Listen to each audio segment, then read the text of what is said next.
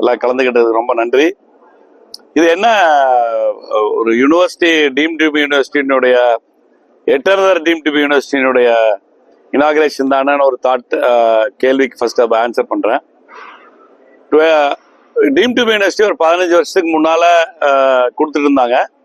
அப்புறம் 2023 ரெகுலேஷன்ல தான் government of India வந்து புதுசாக டீம்டு யூனிவர்சிட்டி கொடுக்கறதா ஒரு ரெகுலேஷன் கொண்டு வந்தாங்க. அந்த ரெகுலேஷன்ல ஃபர்ஸ்ட் தமிழ்நாட்டிலேயே நம்ம தான் ரத்னம் குளோபல் டீம்டு யூனிவர்சிட்டி தான் வாங்கியிருக்கோம். அந்த அச்சீவ்மெண்ட் வந்து ஏன் ரொம்ப இம்பார்ட்டன்ட் 2023 ரெகுலேஷன்ல வாங்கினது ஏன் ரொம்ப இம்பார்ட்டன்ட்னா, அது வந்து கண்டினியூவேஷன் ஆஃப் த இன்ஸ்டிடியூஷன். இப்போ ரத்னம் காலேஜ் தான் ரத்னம் குளோபல் டீம்டு யூனிவர்சிட்டியா மாறிடுச்சு.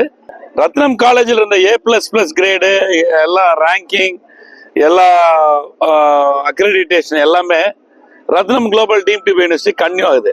நாங்கள் A++ இருந்தோம், அது அப்படியே கன்டினியூ ஆகுது. ஓகே, சரி, இது என்ன கொடுக்க போகுது, என்ன அட்வான்டேஜ் கொடுக்க போகுது அப்படின்னு கேட்டா, என்ன அக்ரெடிட்டேஷன் இருக்கு, என்ன ரேட்டிங் இருக்குங்கிறத பேஸ் பண்ணி தான் நம்ம என்ன யூனிவர்சிட்டியில பண்ணலாங்கிறத கவர்மெண்ட் அலோவ் பண்ணுது. ஸோ A++ ரேட்டிங்கோட நம்ம டீம்டு யூனிவர்சிட்டியா இருக்கும்போது ஆன்லைன் டிகிரி ப்ரோக்ராம்ஸ் லான்ச் பண்ணலாம். ஆஃப் கேம்பஸ் சென்டர்ஸ் ஒரு இடத்துல மட்டும் நடத்தணும்னு அவசியம் இல்லை, இந்தியாவில் 5 இடத்துல நடத்தலாம். இந்த மாதிரி ஆஃப் கேம்பஸ் சென்டர்ஸ் எலிஜிபிலிட்டி வந்துடுறோம். ஸோ இந்த ஒரு பிளாட்ஃபார்ம் வந்து இமீடியட்டா கிடைக்கிறது ஒரு முக்கியமான புதுமை. இதை ரொம்ப டிராஸ்டிக்கா யூஸ் பண்ணுவோம். எப்படியெல்லாம் எஜுகேஷனை வந்து ஸ்ப்ரெட் பண்ண முடியுங்கிறத இந்த பவர் எங்களுக்கு கொடுத்துருக்கிறத யூஸ் பண்றதுங்கிறது தான் இந்த இனாகிரேஷனுடைய முக்கியத்துவம். இது வந்து ஒரு beginning of a big change. இது எப்படி சேஞ்ச், பிராக்டிக்கலா எஜுகேஷன் எப்படி சேஞ்ச் பண்ண போறீங்கன்னு சொன்னா, அந்த ஃப்ரீடம், நம்ம எப்படி வந்து இந்த ப்ரோக்ராமை டெலிவர் பண்றோம் அப்படிங்கிறதுல ஒரு புதுமையை கொண்டு வந்திருக்கோம். இந்த டெலிவரி ப்ரோக்ராம்ல ஸ்கில் பாஸ்போர்ட்னு ஒரு நியூ கான்செப்ட் கொண்டு வந்திருக்கோம். அந்த ஸ்கில் பாஸ்போர்ட்டுங்கிறது என்னன்னா, இண்டஸ்ட்ரிக்கு இப்போ இன்னைக்கு நிறைய இடத்துல சொல்லுவாங்க, இண்டஸ்ட்ரிக்கு இன்ஸ்டிடியூஷனுக்கும் கேப் இருக்கு, இண்டஸ்ட்ரியில இது தேவை. ஆனா ஸ்டூடெண்ட் வெளியில வரவன் இதை தான் தெரிஞ்சுட்டு வர்றான்.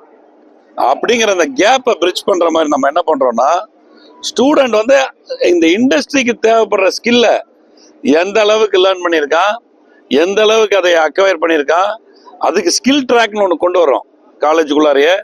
பையன் வந்து ஒரு தியரி பேஸ்டா இல்லாம ஸ்கில் பேஸ்டா லேர்ன் பண்றதுக்கு ஒரு பாதையை உருவாக்குறோம். ஒரு பாதையை உள்ள நம்ம ரத்னத்துல வர்ற ஒரு பையன் மட்டும் ஸ்கில்லையே இவன் வந்து மெக்கானிக்கல் இன்ஜினியர்னா ஒரு டிசைன் பண்ணுவான், ஒரு ஆட்டோமொபைல் டிசைன் பண்ணுவான், காரை டிசைன் பண்ணுவான். இப்படி இந்த டிசைன் ட்ராக்லயே போய் கூட அவன் டிகிரி அக்வயர் பண்ணலாம். கிளாஸ் ரூம் லேர்னிங்கும் இருக்கும், but at the same time முக்கியத்துவம் வந்து ஸ்கில் ட்ராக் கொண்டு வந்திருக்கோம். இந்த புதுமை கொண்டு வந்திருக்கிறதுனால அந்த ஸ்கில் பாஸ்போர்ட்ல எவ்வளவு தூரம் வந்திருக்கான்னு, இவன் ஸ்கில் பாஸ்போர்ட்ல எவ்வளவு தூரம் அச்சீவ் பண்றானோ அதுக்கு தகுந்த மாதிரி வேலை. இப்போ ஸ்கில் பாஸ்போர்ட்ல 90% மேல, இது வந்து நாட் த எக்ஸாம் கிரேடு கிடையாது, இது ஸ்கில்ல வர்ற ரேட்டிங். ஸ்கில்ல வர ரேட்டிங்ல 90% மேல இருக்கானா அவனுக்கு 40 லட்சம் 50 லட்சம் ஜாபுக்கு ஷூட் பண்ணுவான். ஸ்கில் பாஸ்போர்ட்ல அடுத்த லெவல்ல இருக்கானா 10 லேக் ஜாப் கிடைக்கும். இந்த மாதிரி அவனுக்கு என்ன சூட்டபிள்ங்கிறது அவனே ஏர்ன் பண்ணிக்கலாம். அவனே அந்த ஸ்கில்ல ஏர்ன் பண்ணி அதுக்கு தகுந்த மாதிரியான ஜாப்ஸுக்கு அவன் போகலாம். அப்படிங்கிற ஒரு புதுமையான எஜுகேஷன் எலிமெண்ட்டை கொண்டு வந்திருக்கோம். ரிசர்ச் இன்னொரு எலிமெண்ட் ரத்னம் குளோபல் டீம்டு யூனிவர்சிட்டி எந்த இடத்துல ரொம்ப புதுமையா இருக்கும்னா, இன்னைக்கு ரிசர்ச் எல்லா இடத்துல அகாடமிக் என்விரான்மெண்ட்ல பார்த்தா more academic research, paper publication, patterns இப்படிதான் இருக்கு. பட் இதுல வந்து crores of money Ratnam invest பண்ண போது. எதுக்கு இன்வெஸ்ட் பண்ண போகுதுன்னா, application oriented research, core science research and deep technology research. இது மூணுலையுமே ரத்னம் குளோபல் வந்து இதை இன்வெஸ்ட் பண்ணி பெரிய லெவல்ல ரிசர்ச்சை டிரான்ஸ்ஃபார்ம் பண்ண போகுது. இதுல இந்த ரிசர்ச் இங்க பண்றதுனால, இப்ப நான் கார்னிங்மலை யூனிவர்சிட்டியில முதல்ல இருந்தேன், அங்க அந்த ரிசர்ச்ல இருந்து கம்பெனி வருது, அந்த கம்பெனில இருந்து ஐடி பார்க் வர்றது, இன்குபேஷன் ஆகுது கம்பெனி, இதுதான் முதல் விஷனு. ஸோ அதை இப்போ இம்ப்ளிமெண்ட் பண்றதுக்கு ஒரு பிளாட்ஃபார்ம் வந்தாச்சு. எங்ககிட்ட ஏற்கனவே ஐடி பார்க் இருக்கு, ஒரு இன்குபேஷன் சென்டர் இருக்கு, ஒரு ecosystem, entertainment ecosystem எல்லாமே இருக்கு. ஸோ இந்த ரிசர்ச்சை டீப்பன் பண்ணும்போது அகாடமிக் சைட்ல இருந்து ரிசர்ச் உருவாகி அதுல இருந்து ஸ்டார்ட் அப்புக்கு போய் அதுல இருந்து இந்த டெக் பார்க்குக்கு வந்து அது எம்ப்ளாயிஸ் ரிக்குவயர்மெண்ட் உருவாக்குங்கிற அந்த ஈகோ சிஸ்டம் கம்ப்ளீட்டா இம்ப்ளிமெண்ட் பண்றோம். அது ரத்னம் மட்டும்தான் பண்ண முடியும். ஏன்னா எங்ககிட்ட மட்டும்தான் அந்த ஈகோ சிஸ்டம் இருக்கு. NAC A++ ரேட்டிங்கோட இந்த ஈகோ சிஸ்டமோட எங்களுக்கு தெரிஞ்ச வரைக்கும் இந்தியால நாங்க மட்டும்தான் அந்த அளவுக்கு ஒரு பவர்ஃபுல்லான ஒரு பொசிஷன்ல இருக்கோம். இந்த ஈகோ சிஸ்டம் பிளஸ் இந்த ரேட்டிங்கோட அதை இம்ப்ளிமெண்ட் பண்ணுவோம். மீனிங்ஃபுல் எஜுகேஷன், டீப் ரிசர்ச் தான் எங்க ஃபோக்கஸா இருக்கும். இந்த ஈகோ சிஸ்டம் லிவரேஜ் பண்ணி ஒரு இன்டர்நேஷனல் ரேங்கிங்ல எங்க vision we want to compete with Harvard. So அந்த அளவுக்கு ஒரு விஷனை செட் பண்ணியிருக்கிறோம். ஸோ இன்டர்நேஷனல் லெவல்ல கம்பீட் பண்ணக்கூடிய ஒரு யூனிவர்சிட்டியா நாங்க நோக்கி போவோங்கிறது தான் எங்களோட விஷன். இதுதான் இந்த பிளாட்ஃபார்ம். இல்ல அதெல்லாம் ரொம்ப அடிப்படையான சிலபஸை பொறுத்தளவு வந்து ஏற்கனவே அது நம்மளதுல மட்டும் இல்ல, இண்டஸ்ட்ரி ஸ்பெசிபிக்கா கரிக்குலம் வந்து யூனிவர்சிட்டிஸ்லயும் நடக்குது. இது எப்படி டெலிவரி பண்றோங்கிறதுல தான் நிறைய டிஃபரன்ஸ் இருக்கு. சரி, கரிக்குலம் வந்து கிரியேட் பண்ணிடலாம், எல்லாம் ஏஐ பேஸ்ட் கரிக்குலம்னா ஏஐ பேஸ்ட் கரிக்குலம்.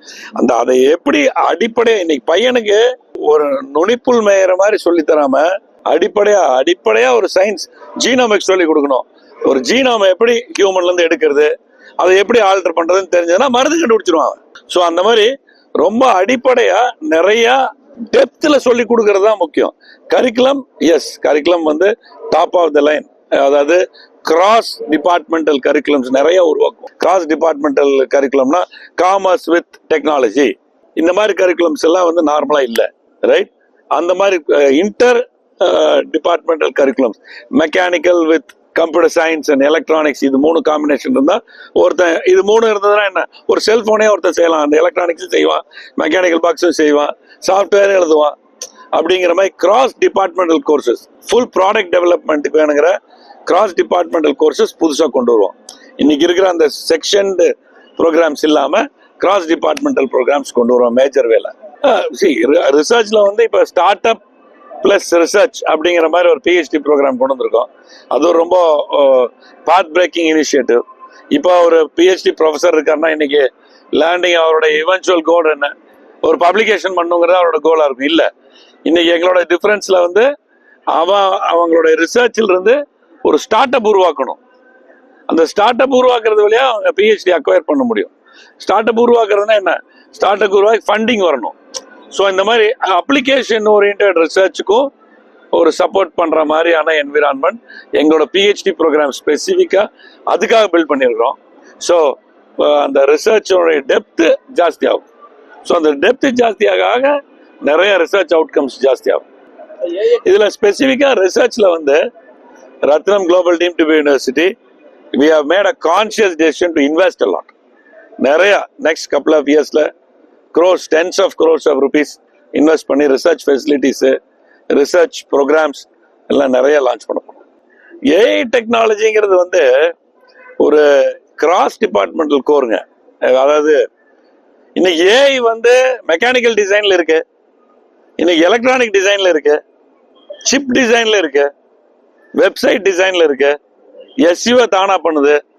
ஏஐங்கிறது வந்து எல்லா ஏரியாலும் இம்பாக்ட் ஆகும். எப்படி கம்ப்யூட்டர் வந்தப்ப என்ன நடந்துச்சு, கம்ப்யூட்டர் வந்து இன்னைக்கு வந்து தனி ஃபீல்டு மட்டும் இல்லையே, அது வந்து ஒண்ணு. ஆனா கம்ப்யூட்டர் வந்து காமர்ஸையும் இம்பாக்ட் பண்ணுது, எல்லாத்தையும் இம்பாக்ட் பண்ணுது, ரைட்? அதே மாதிரி ஏஐயும் எல்லாத்தையும் இம்பாக்ட் பண்ணும். அதுல ஏஐ மட்டும் தனியா படிக்கிறவங்க அந்த சாஃப்ட்வேர் இன்ஜினியர் மாதிரி கம்ப்யூட்டருக்கு. ஆனா கம்ப்யூட்டரை யூஸ் பண்ணி பண்றவங்கிற மாதிரி ஏஐ யூஸ் பண்ணி பண்றதுக்கு நிறைய இருக்கு. ஸோ அதனால ஏஐ வந்து எல்லா ப்ரோக்ராம்ஸ்லையும் இன்டகிரேட் பண்றோம். ஏஐங்கிறது தனி ப்ரோக்ராம்ங்கிறது ஒண்ணு. ஏஐ வந்து பிகாம் வித் ஏஐ இருக்கும். என்ன அக்கௌண்டிங் எப்படி ஏஐ வச்சு போடுறதுன்னு நீங்க நிறைய அட்வர்டைஸ்மெண்ட் நீங்களே பார்க்கலாம். டேலி யூஸ் பண்றது நிறுத்து, ஏஐ வந்து உனக்கு எல்லா டேலி என்ட்ரி போட்டு கொடுக்கணும். இது வந்து இது ஒரு கற்பனை அல்ல, உண்மை பண்ண முடியும். ஸோ அப்ப அவனுக்கு என்ன தெரியணும், காமர்ஸும் தெரியணும், ஏஐயும் தெரியணும். ஸோ அதனால ஏஐ வந்து எல்லாத்துலயும் கொண்டு வரும். இப்போ எப்படி பிகாம் சிஏன்னு வச்சாங்க, ரைட்? பிகாம் சிஏன்னு என்ன, கம்ப்யூட்டர் அப்ளிகேஷன் தெரியணும், அவனுக்கு பிகாம் தெரியணும். அதே மாதிரி பிகாம் வித் ஏஐ, இந்த மாதிரி பிஎஸ்சி கம்ப்யூட்டர் சயின்ஸ் இருக்கு, அப்புறம் பிடெக் மெக்கானிக்கல் இருக்குன்னு, அது கூட ஏஐ. எல்லா ப்ரோக்ராம்லையும் ஏஐ இன்டகிரேட் பண்ணுவோம். அதான் ஓகே. இப்போ ரத்னம் குளோபல்னோட ஒரு கோர் என்னன்னா, ஒரு குளோபல் பாத்வே ஒன்று உருவாக்கணும். ஒவ்வொரு ஸ்டூடெண்ட்டுக்குங்கிறது அம்பிஷன். குளோபல் ரெடினஸ் ஸ்கோர்னு ஒன்று கொடுக்குறோம். அதை வச்சு அவன் நம்ம ஆப்வியஸ்லி நமக்கு எல்லாத்துக்கும் தெரியும், இந்தியா தான் யூத் பாப்புலேஷனுடைய லீடர். நெக்ஸ்ட் 15 வருஷத்துக்கு யூத் பாப்புலேஷனுடைய தலைவர் வந்து இந்தியா தான். அது யாரும் மாற்ற முடியாது. ஐ திங்க் நம்ம ப்ரொடக்ஷன் பண்ணதுல இம்பாக்ட் அது வருது. ஸோ இந்த ஸ்டூடெண்ட்ஸ் வந்து குளோபல் சிட்டிசன்ஷிப், குளோபல் ரிக்குவயர்மெண்ட்டை மீட் பண்ண போறான். குளோபல் வேர்ல்டு ஃபுல்லா போய் சர்வீஸ் பண்ண போறான். நெக்ஸ்ட் இந்த ஸ்டூடெண்ட்ஸ் நெக்ஸ்ட் 10 இயர்ஸ்ல பாத்தீங்கன்னா நம்ம ஸ்டூடெண்ட்ஸ் தான் ஜப்பான்ல போறான், ஜெர்மனில போறான், இட்டாலியில போறான், சவுத் அமெரிக்கன் கண்ட்ரிஸ், யூஎஸ்ல வேணா ஒரு ரெசிஸ்டன்ஸ் இருக்கலாம், பட் எல்லா பக்கம் போறான். ஸோ அவனுக்கு அதுக்கு வேணுங்கிற விஷயங்களை பண்றோம். ஒன்னு என்ன, மல்டி அந்த லாங்குவேஜ், அந்த ஸ்பெசிபிக் லாங்குவேஜ், நான் இங்கிலீஷ் ஸ்பீக்கிங்ல இருக்க ரீஜன்ஸ்க்கு இருக்க லாங்குவேஜ்க்குன்னு ஒரு ஸ்கூல் செட் பண்ணி அதுல போய் ஸ்டூடெண்ட்ஸ் வந்து இன்னொரு லாங்குவேஜ் அப்பார்ட் ஃப்ரம் இங்கிலீஷ் படிக்கிற மாதிரி ஒரு என்விரான்மெண்ட் கிரியேட் பண்றோம். இன்னொன்னு, tie up with foreign universities. இவன் வந்து 3 வருஷம் இங்க படிக்கலாம், ஜப்பான்ல போய் 1 வருஷம் படிக்கலாம். அந்த மாதிரி ஜாப்பனீஸ் யூனிவர்சிட்டிஸ் டைப். ஹார்வர்ட்ல கூட போய் படிக்கலாம், 1 இயர் போய் படிக்கலாம்.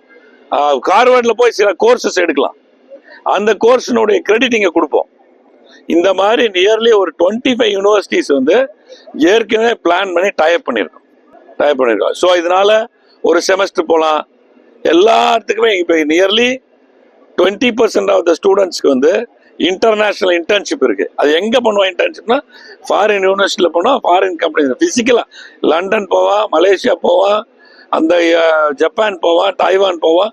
அங்க போய் அந்த கம்பெனிஸ்ல ஒர்க் பண்ணுவான், அங்க இருக்கிற இன்ஸ்டிடியூஷன்ஸ்ல போய் கோர்ஸ் எடுப்பான். இந்த கெரியர்ஸ் வந்து நாங்க கெரியர் பாத்வேஸ் பில்ட் பண்ணியிருக்கிறோம், இன்டிகிரேட் பண்ணியிருக்கோம் எங்க கோர்ஸ்ல. ஃபீஸ் ஸ்ட்ரக்சர் ஏற்கனவே நம்ம இருக்கிற ப்ரோக்ராம்லயே சில இன்டலெக்ட்னோ ப்ரோனோ அதுல ஏற்கனவே இன்டர்நேஷனல் இன்டர்ன்ஷிப் எல்லாம் கொண்டு வந்திருக்கோம். ஸோ இதையவே இன்னும் டீப்பா பண்ணுவோம். அதுல பெரிய டிஃப்ரென்ஸ் இருக்காது, பட் கிராஜுவலா தேவைக்கு தகுந்த மாதிரி மாறும். பட் இப்ப இருக்கிற ஃபீஸ் ஸ்ட்ரக்சர் தான் இப்போதைக்கு இருக்கும். அதுலயே வந்து இந்த குளோபல் இன்டர்ன்ஷிப்கெல்லாம் வேணுங்கிற சிஸ்டம் ஏற்கனவே வச்சிருக்கோம். ரத்னம் காலேஜ்லயே பண்ணிட்டு தான் இருக்கோம். ஸோ இப்போ ரத்னம் காலேஜ், ரத்னம் யூனிவர்சிட்டி எப்படி இருந்ததுன்னா, இதெல்லாம் பண்றதுனால தான் ரத்னம் காலேஜ் ரத்னம் யூனிவர்சிட்டியா மாறி இருக்கு. அதை கிரேட் பண்ணி தான் பண்ணியிருக்காங்க. ஸோ அந்த ப்ரோக்ராம் இன்னும் டீப்பரா போய் நல்லா பண்ணுவோம்.